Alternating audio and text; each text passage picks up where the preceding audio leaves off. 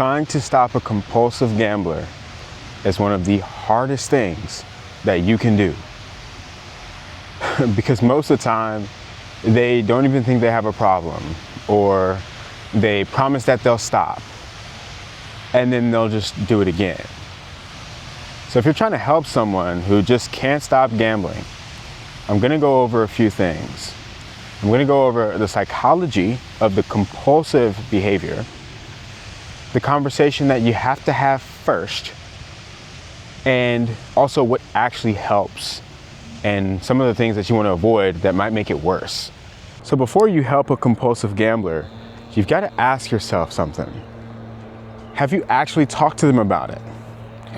And more importantly, do they know or admit that they have a problem? And are they open to getting help?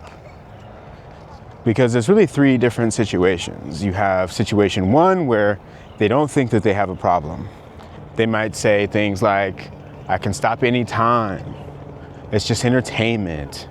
I'm about to win it all back. And in this case, your role is a little bit different because you might actually need to just set boundaries, stop enabling them in any way, and calmly express concern, and do your best to just raise awareness in the ways that you can. What works best is a calm, honest conversation, not constant arguments, not emotional confrontation, just one clear, respectful talk, and focusing on the impact and not the morality. For example, I'm worried about our finances. This is affecting our relationship. I'm scared about where this is heading and it's affecting me, right? Make it clear that there's a real world impact of their decisions. And you can even use specific examples like missed bills or borrowed money that hasn't been paid back or hidden losses or lies that are kind of obvious. And what you're doing here is just planting a seed of awareness. What doesn't work is yelling, name calling, constant lecturing or threats that you don't follow through on. If they don't see the problem, then it's really hard for you to try to get toward any change. It really has to start with awareness. Now, situation two is that they admit it's a problem, but they won't get any help. And this is very common, right? They might say something like, yeah, I know it's bad. I'll handle it myself. Or I just need one good win. And here, the compulsion is still stronger than the desire to change. And what can help here is just gentle accountability. Like, hey, is that what you really want to be doing? Help them also set clear boundaries, right? Like, what is this actually going to look like for them to stop? What are the real things, actionable steps that can be taken, right? And also doing what you can to help them remove access to money or any gambling triggers. Steer them away from those things. Now, situation three is that they actually admit the problem and actually want help. And this is where real change becomes possible and where you can really have an impact. Because recovery really requires willing participation. You can't do it for them, and the only thing you can really do is support them, right? So in this case, this is definitely one of the easiest ways that you can help. And here are a few things that you can do to actually stop a compulsive gambler.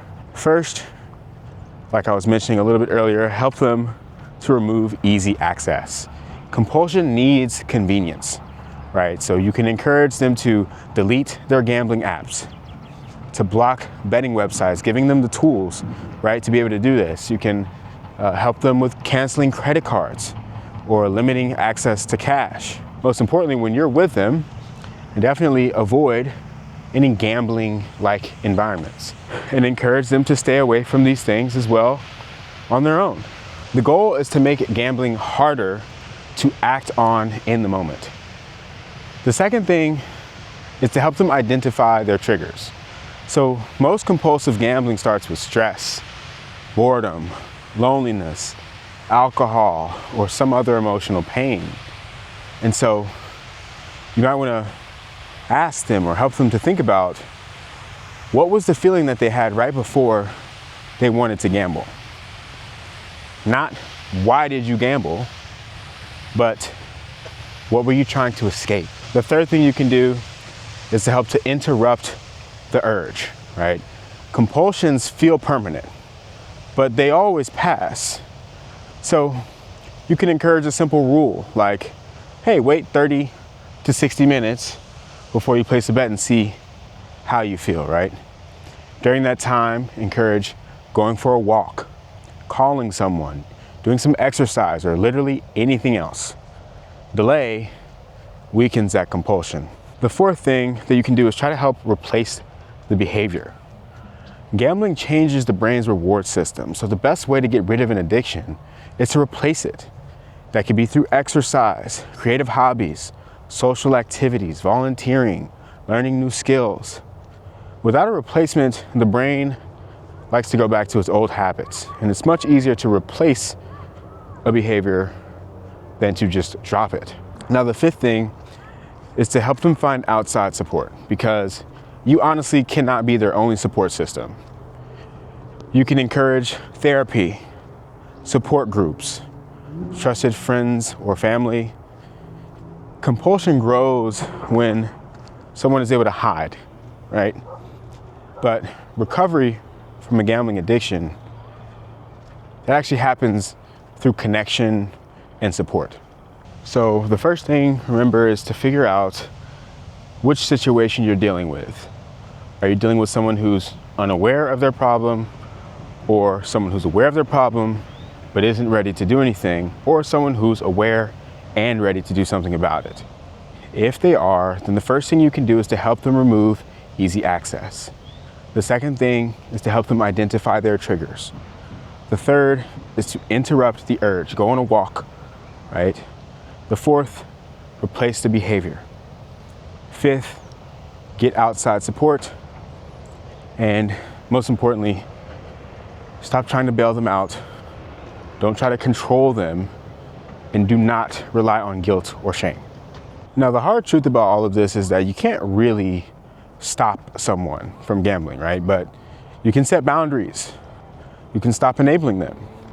You can offer support and create an environment where a real change is possible. Now, this is something that I actually care very deeply about. And that's why we're building something called No Dice, which is an app designed to help you track, understand, and take control of gambling habits. And if this video resonated with you or someone that you care about, then we're giving away 500 free memberships. And that's for all the people who are the first ones to join the waiting list, which you can find in the description of this video. So click that link to join the waiting list, or share this with someone who you think might need it. I hope that this was helpful for you. If it was, let me know. Until next time, peace.